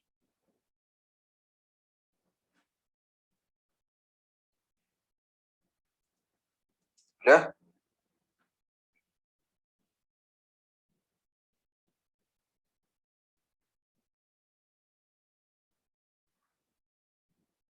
तो इसमें आप लोग लिख लेना फाइब्रस प्रोटीन में, ग्लोबुलर प्रोटीन में, they are spherical in shape.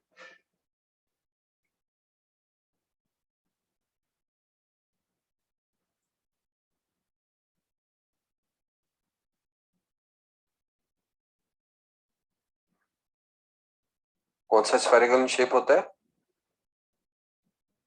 Globular protein. Globular protein. तो इसमें लिख लेना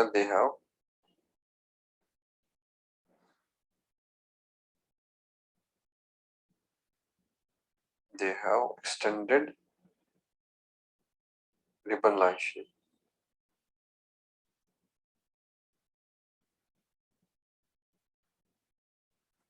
किसी बच्चे को शायद पहले पेज में लिखना बाकी है।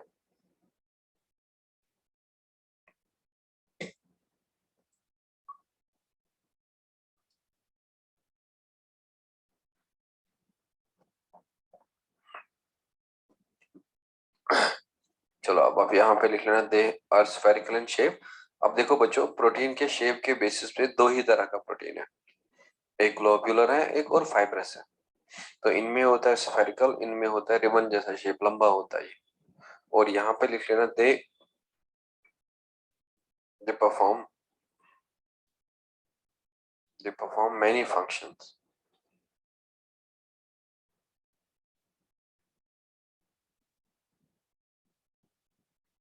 और इसमें आप लोग लिख लेना they perform only structural role.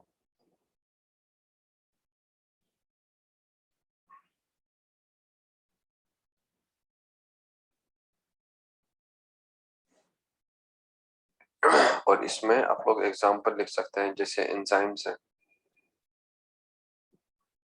Sir बच्चों। यस, स्ट्रक्चरल का बात क्या है sir? they perform only structural roles, ROLE। और इसमें enzymes लिख लेना example. You can write their hormones, you can write their antibodies। ठीक, and you can write their, जैसे ट्रांसपोर्ट प्रोटीन है,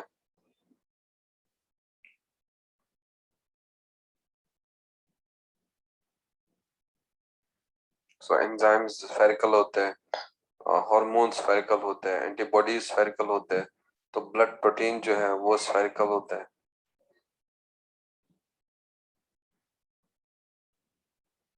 तो लेकिन यहाँ में स्ट्रक्चरल रोल प्ले करेंगे। तो अभी आप लोग को बताया था मैंने 3 प्रोटीन का नाम जो स्ट्रक्चरल रोल प्ले करते हैं। पहला था कोलाजन, दूसरा क्या बताया था, केराटिन, और तीसरा क्या बताया था, इलास्टिन। इलास्टिन। तो इसका ज्यादा रोल नहीं होता है, ये स्ट्रक्चरल रोल प्ले करेगा और ये डाइवर्स रोल प्ले करेगा। दैट मींस एंजाइम का भी कर सकता है, हार्मोन का भी कर सकता है, एंटीबॉडीज का भी कर सकता है, हेमोग्लोबिन वगैरह का भी कर सकता है, और ये ब्लड अल्बुमिन ग्लोबुलिन उनका भी कर सकता है।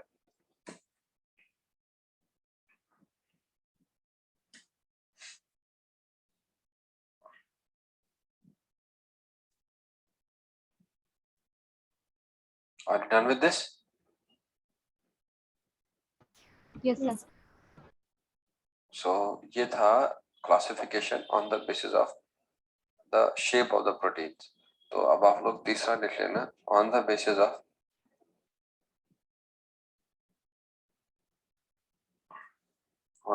ऑफ क्वालिटी, और यह लिख लेना on the basis of source.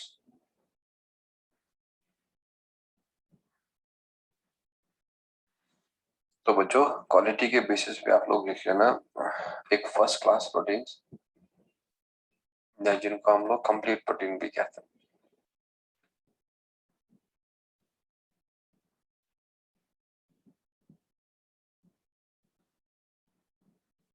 और एक मैं लिख लेना इनकम्प्लीट प्रोटीन्स।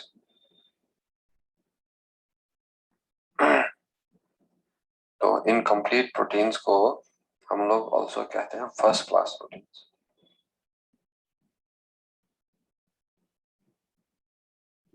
सर इनकम्प्लीट है कंप्लीट? यहाँ पे कंप्लीट प्रोटीन, यहाँ में इनकम्प्लीट प्रोटीन है, और इसको हम लोग कहते हैं second class protein.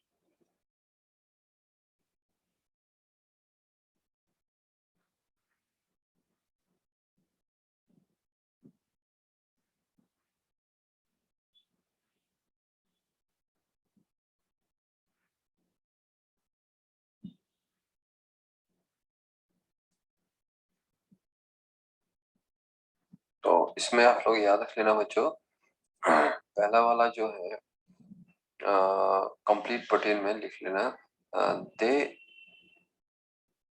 Contain all essential amino acid.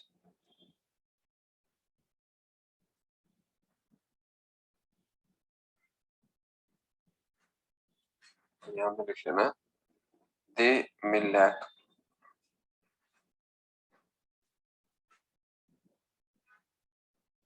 may lack one or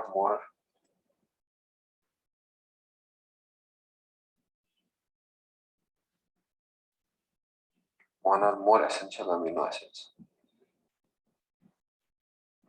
और यहाँ पे लिख लेना they are obtained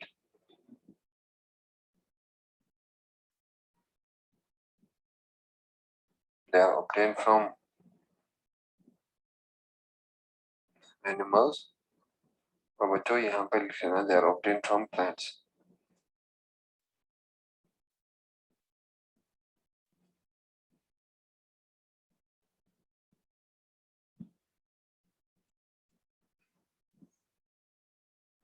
ठीक। और अब इसमें एग्जांपल लिख लेना एनिमल प्रोटीन जो है, और इधर में लिख लेना प्लांट प्रोटीन्स।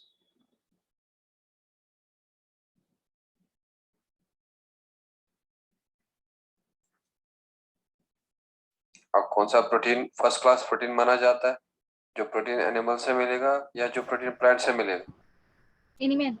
एनिमल से मिलेगा। तो बिकॉज उनमें कोई ना कोई जो है इनकम्प्लीट प्रोटीन में जो प्लांट से मिलता है उनमें कोई ना कोई एसेंशियल अमीनो एसिड का लैकिंग होता है, या एक होगा या दो होगा, तो इसीलिए उनका नाम दिया इनकम्प्लीट प्रोटीन या second class protein.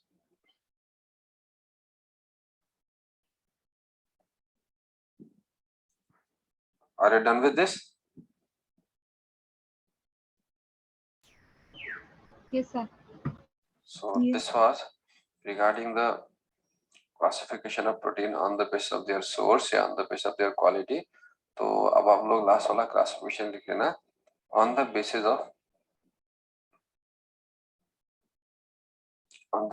of composition and solubility।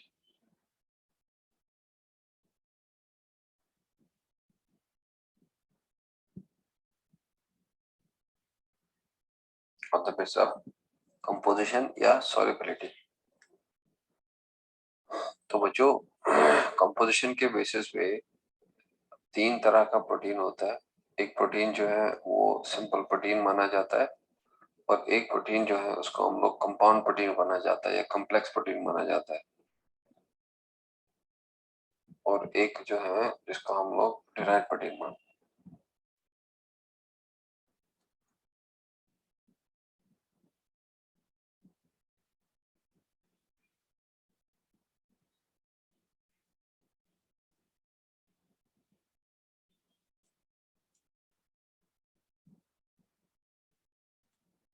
तो इसमें से आप लोग पहला वाला आप ले लेना, और वो हम देखेंगे simple protein.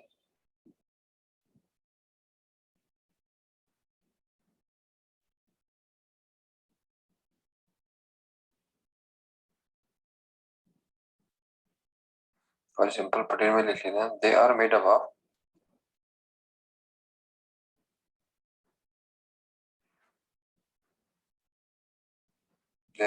Only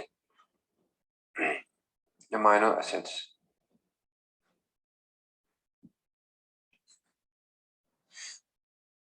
they are made up of only amino acids। तो बच्चों अगर हम लोग इन सिंपल प्रोटीन का एग्जांपल देखें तो वो एग्जांपल जो है सबसे पहले हम लोग लेंगे एल्बुमिन।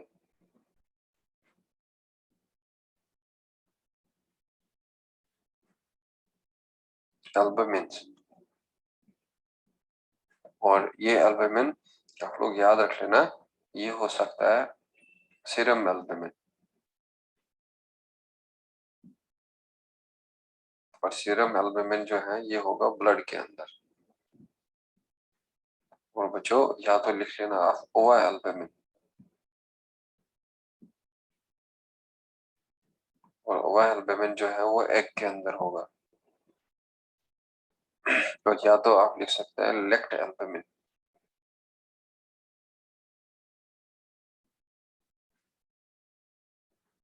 और लेक्ट एल्बुमिन जो है वो होगा मिल्क के अंदर।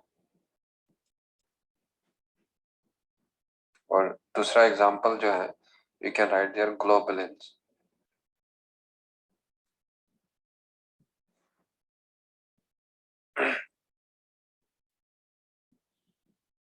Yeah. Or then you can write there fibrinogen.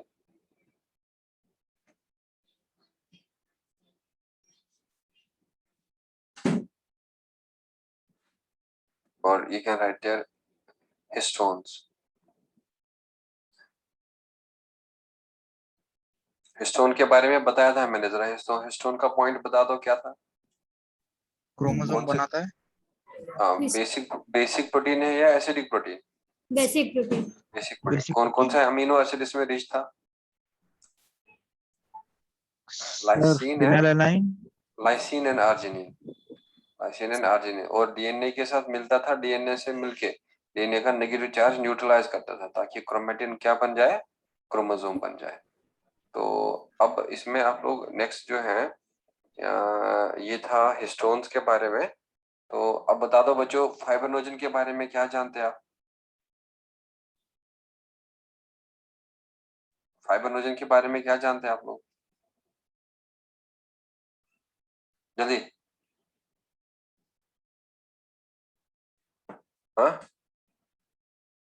Fibrinogen भी हेल्प करता है, ये भी ब्लड में होता है, ब्लड प्रोटीन है ये। और बच्चों ये भी क्लॉटिंग प्रोटीन इसको हम लोग मानते हैं, और ये क्लॉटिंग में हेल्प करता है। और ये आप लोग को पता है, हिस्टोन का तो मैंने बताया है, तो यहाँ पे लिखने का जरूरत नहीं है। और इधर में आप लोग लिख लेना प्रोटोएमाइन, और प्रोटोएमाइन लिख लेना basic proteins like histones and found in nucleus of fish sperm। जो न्यूक्लियस में काम हिस्टोन का होता है, तो प्रोटोएमाइन का वही काम होता है, लेकिन फिश के जो स्पर्म का न्यूक्लियस है उधर ही डीएनए को के साथ मिलता है और क्रोमेटिन क्रोमोसोम बनाता है। सो प्रोटोएमाइन्स are like the histones but found in fish sperm nucleus। Are you done with this?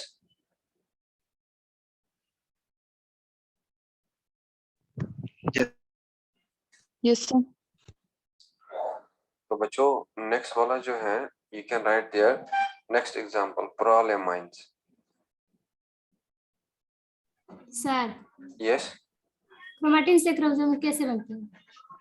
हाँ, जैसे अगर सपोज ये डीएनए है, डीएनए तो डबल हेलिकल होता है ना, यस सर।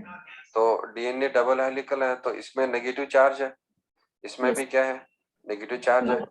तो अब ये जाके प्रोटीन आता है और वो प्रोटीन का नाम है हिस्टोन ऑक्टोमर होता है। वो आप लोग को सेल बायोलॉजी में पढ़ाया जाएगा, तो उसमें 8 यूनिट्स होते हैं। तो वो ऑक्टोमर आएगा और उसके ऊपर ना ये डीएनए जो है अब कॉइलिंग करेगा, ठीक है। यस और सर। जब ये उस ऑक्टोमर पे, हिस्टोन ऑक्टोमर पे कॉइल किया, और फिर जाके यही डीएनए जो है ये फिर सुपर कॉइल करेगा, और उस सुपर कॉइलिंग से क्या बनेगा, क्रोमोसोम। अब बताओ मुझे, जब ये डीएनए का नेगेटिव चार्ज है तो कॉइलिंग से ये तो नेगेटिव चार्ज और पास पास आएगा, यस सर। इसमें तो और पास पास आएगा, तो क्या होगा वहां में, रिपल्शन। तो रिपल्शन से फिर क्या, क्रोमोसोम का स्ट्रक्चर नहीं बनता। लेकिन कौन सा प्रोटीन आता है बीच में, हिस्टोन प्रोटीन। हिस्टोन का। और वो हिस्टोन प्रोटीन जो है किस चार्ज को नेगेटिव करता है, ये न्यूट्रलाइज करता है नेगेटिव चार्ज को, और धीरे धीरे धीरे धीरे सुपर कॉइल स्ट्रक्चर बनता है। और उस सुपर कॉइल स्ट्रक्चर को क्या कहते हैं हम लोग, क्रोमोसोम। क्रोमोसोम का। तो इसीलिए बिना हिस्टोन के कभी भी क्रोमोसोम क्रोमेटिन नहीं बन पाएगा। And chromatin chromosome are the coiled DNA. जब डीएनए कॉइल्ड हो जाएगा बनाएगा क्रोमेटिन, फिर जब और जाके वो स्ट्रक्चर मेंटेन करेगा, सुपर कॉइल वगैरह हो जाएगा तो बना जाएगा क्रोमोसोम। तो अब हमें नेक्स्ट देखना है कि प्रोलेमाइंस क्या होता है। तो बच्चों प्रोलेमाइन जो है दे आर प्लांट प्रोटीन्स।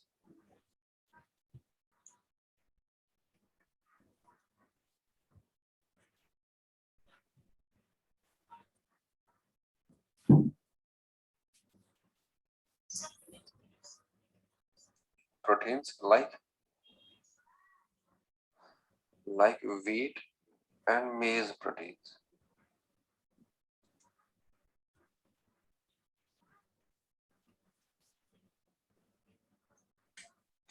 तो जो मेज से प्रोटीन मिलता है, व्हीट से मिलता है, जैसे ग्लूटिलिन है, ग्लूटीन है, तो उन प्रोटीन्स को हम लोग कहते हैं प्रोलेमाइन्स।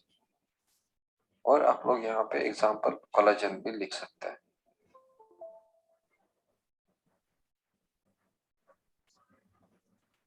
तो अब आप लोग नीचे यहाँ पे लिख के रख लेना। कोलाजन का बताया मैंने आप लोगों को। जरा कौन सा विटामिन चाहिए कोलाजन के सिंथेसिस के लिए? विटामिन सा? सी, राइट? वेरी के गुड, या विटामिन सी। विटामिन सी, तो अगर विटामिन सी का डेफिशिएंसी होगा तो क्या होगा? स्कर्वी। हाँ, स्कर्वी होगा।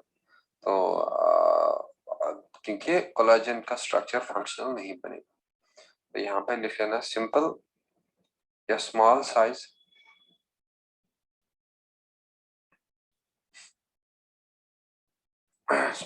Simple proteins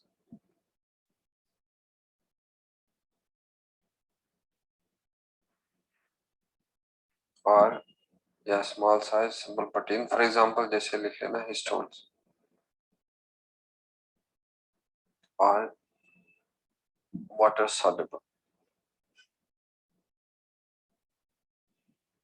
soluble and non coagulated by heat।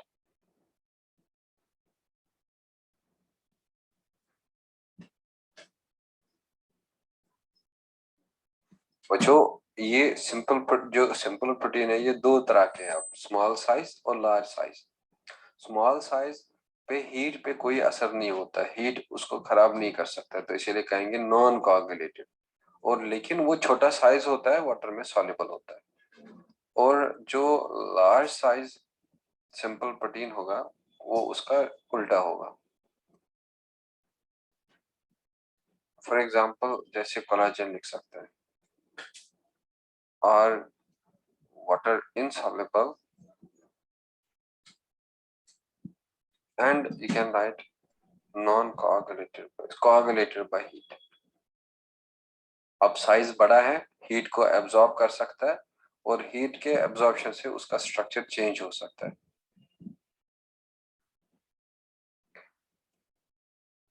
Small size simple protein जैसे स्टोन है, they are water soluble and non coagulated by heat, but large size water insoluble होता है और कोagulated बाय हीट होता है।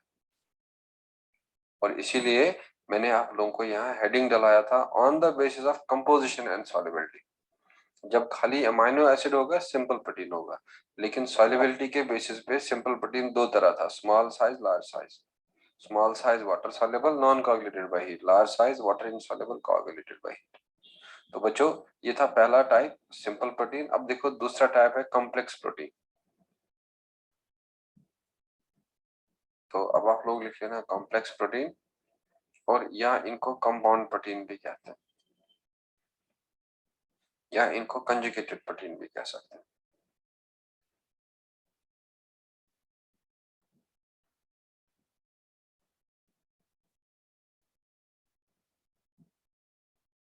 और इसमें आप लोग लिख लेना they are made up of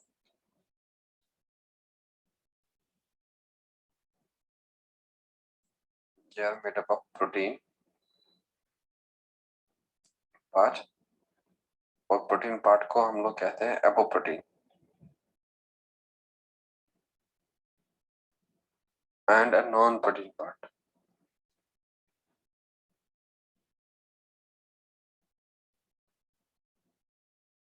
and a non-protein part that is prosthetic group।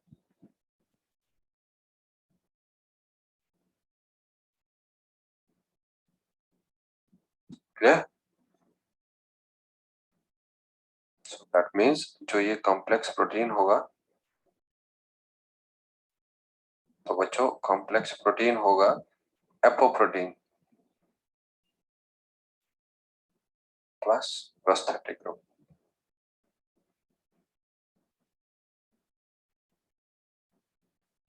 अब क्या प्रोस्थेटिक ग्रुप कौन सा है, प्रोटीन पार्ट या non protein part? Non protein का नॉन प्रोटीन पार्ट। और एपोप्रोटीन कौन सा पार्ट है, प्रोटीन पार्ट। तो लिखो इसमें डिपेंडिंग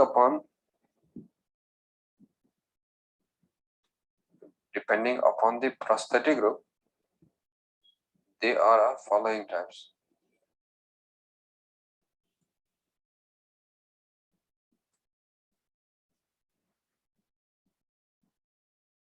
तो अब हमें देखना है कि अगर प्रोस्थेटिक ग्रुप डिफरेंट होता जाएगा तो इसका भी डिफरेंट टाइप होता जाएगा। तो देखना है कि अब प्रोस्थेटिक ग्रुप कौन कौन सा हो सकता है और इसके टाइप क्या हो सकता है।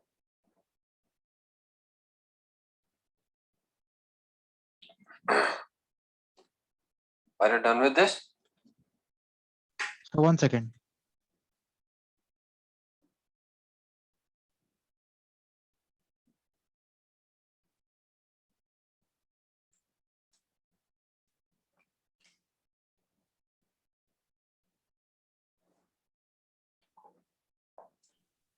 Yes sir, done.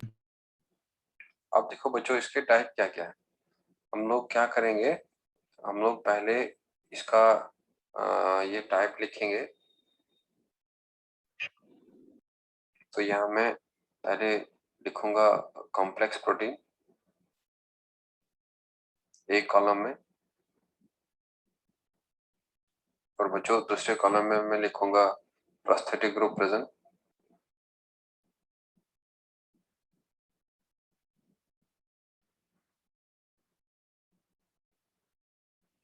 और तीसरे में मैं लिखूंगा एग्जाम्पल।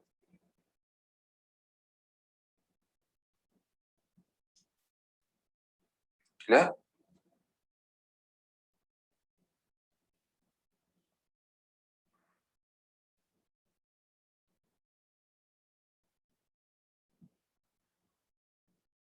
अब देखो पहला टाइप। तो पहला टाइप में जो है हम लोग देखेंगे इसका प्रोस्थेटिक ग्रुप भी, और इसका जो बाकी एग्जाम्पल वगैरह होगा वो भी देखते जाएंगे। आप लोग एग्जाम्पल वाले में थोड़ा सा प्रोस्थेटिक ग्रुप में सबसे कम स्पेस चाहिए, प्रोस्थेटिक ग्रुप में ज्यादा स्पेस नहीं चाहिए।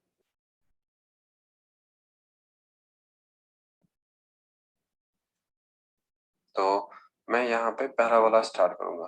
तो पहला वाला बच्चों लिखूंगा मैं न्यूक्लियो प्रोटीन।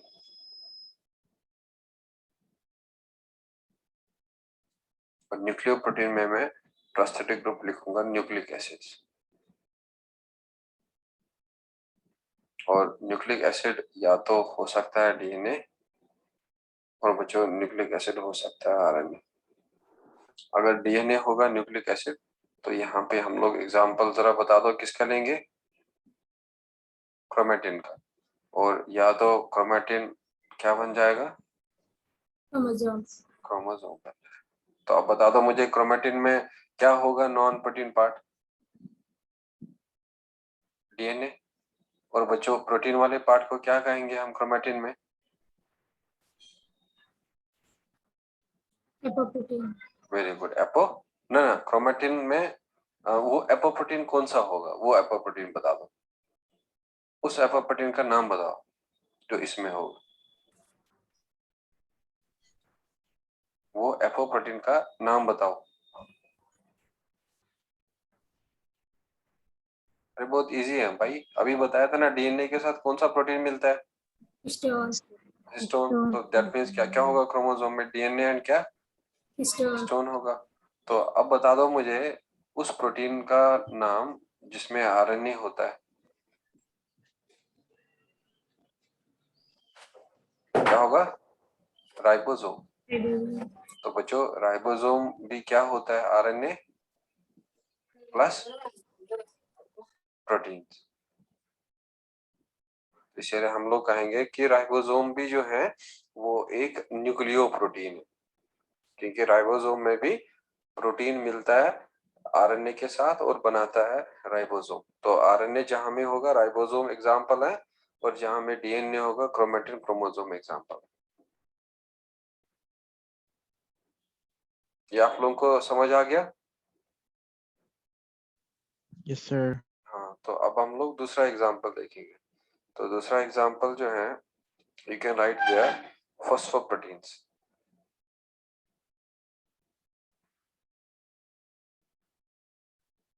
और फॉस्फोप्रोटीन में आप लोग लिख लेना फॉस्फेट। और बच्चों, वो प्रोटीन जिसमें फॉस्फेट होता है और वो होता है केसिन। और केसिन जो है वो मिल्क प्रोटीन है। दैट मींस इसके साथ प्रोटीन भी होगा और फॉस्फेट भी अटैच होगा, तो उन प्रोटीन को कहते हैं फॉस्फोप्रोटीन्स। और next one you can write मेटलोप्रोटीन्स।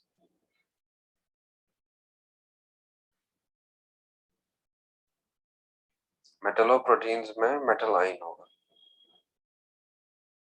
और बच्चों, इसका एग्जांपल है फेरेटिन।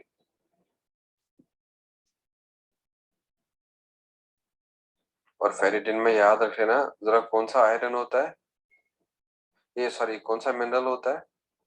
Fe2 positive. ये है Fe+2 कंटेनिंग प्रोटीन। और दूसरा एग्जांपल लिख सकते हैं मेटलो एंजाइम्स।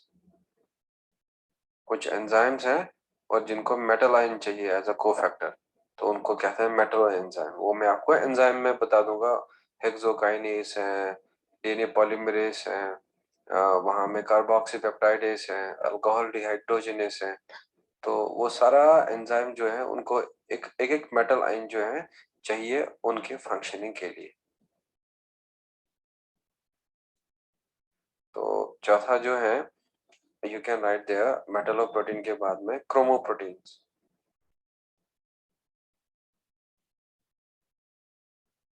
तो बच्चों, क्रोमोप्रोटीन्स में लिख लेना कलर्ड कंपाउंड होता है। क्रोमा मींस कलर्ड, तो इसमें कलर्ड कंपाउंड होगा। और जैसे कलर्ड कंपाउंड में हेम लूंगा, और ये हेम जो है एक तो साइटोक्रोम्स में होता है और बच्चों ये होगा हेमोग्लोबिन में भी।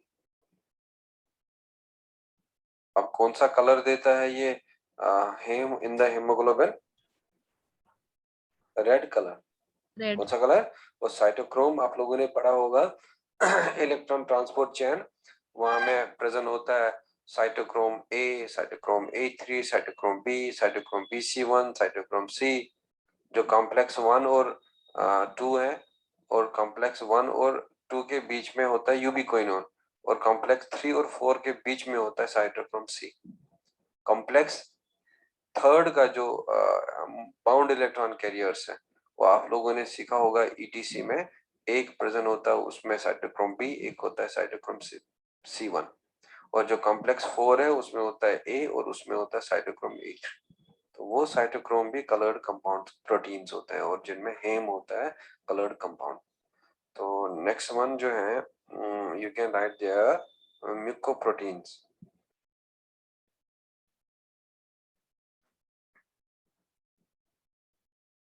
और म्यूकोप्रोटीन्स में लिख लेना कार्बोहाइड्रेट होता है। और बट बच्चों, ये कार्बोहाइड्रेट जो है ये यहाँ में ग्रेटर देन 4% होता है। और इसका एग्जांपल है कॉन्ड्रोम्यूकोप्रोटीन।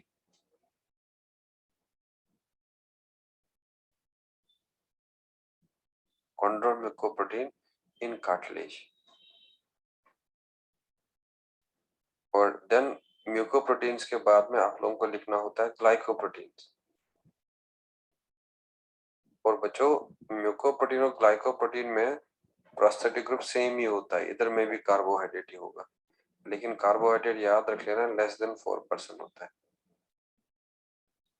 कार्बोहाइड्रेट म्यूकोप्रोटीन में ग्रेटर देन 4% होगा, लेकिन ग्लाइकोप्रोटीन में लेस देन 4% होगा। और इसमें आप लोग लिख लेना जैसे हार्मोन है LH।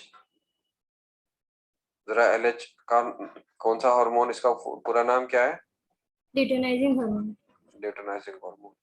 और ये एक ग्लाइकोप्रोटीन हार्मोन है FSH। बच्चों, follicle stimulating hormone.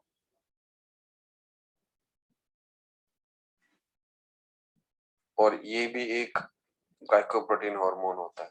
एरिथ्रोपायोटिन, sir yes, carbohydrate दोनों में सर लेस देन सिंबल है। हाँ हाँ, अच्छा यहाँ पे ग्रेटर देन होगा, गुड है, यहाँ में ग्रेटर देन होगा, यहाँ में ग्रेटर देन 4%, यहाँ में लेस देन 4%। और FSH जो है एक ग्लाइकोप्रोटीन है, ल्यूटिनाइजिंग हार्मोन एक ग्लाइकोप्रोटीन है। एरिथ्रोपायोटिन, और ये एरिथ्रोपायोटिन जो है किडनी से निकलता है, हार्मोन है, और बच्चों आरबीसी के फॉर्मेशन में हेल्प करता है। और यहाँ पे लिख सकते हैं आप सेल मेम्ब्रेन ग्लाइकोप्रोटीन। आप लोगों ने पढ़ा होगा ना फ्लूइड मोज़ेक मॉडल कि cell membrane is the phospholipid bilayer in which the proteins are sandwiched। Yes sir. Yes, sir. और उन सेल मेम्ब्रेन में भी कुछ प्रोटीन किसके साथ अटैच होता है, कार्बोहाइड्रेट के साथ। जरा बच्चों क्या बनाएंगे, ग्लाइकोप्रोटीन। ग्लाइकोप्रोटीन। तो cell membrane glycoprotein, erythropoietin is a hormone released by kidney that helps in RBC formation। FSH is a this glycoprotein hormone। LH is a glycoprotein hormone। Clear?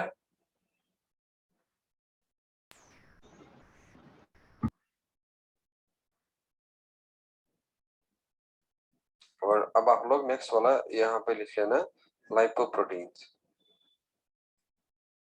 और लाइपोप्रोटीन्स याद रखना बच्चों, इनमें लिपिड्स होगा prosthetic group, और नाम से ही कह रहा है लाइपोप्रोटीन मींस लिपिड होगा प्रोस्थेटिक ग्रुप।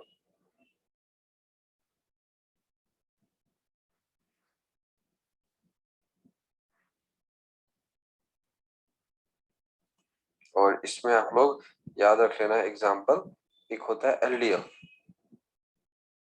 और LDL को कहते हैं लो डेंसिटी लाइपोप्रोटीन।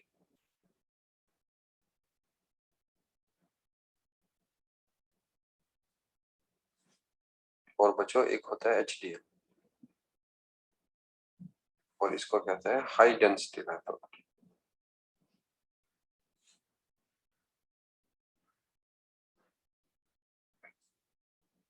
और ये भी लिपिड्स और प्रोटीन का एग्रीगेशन होता है।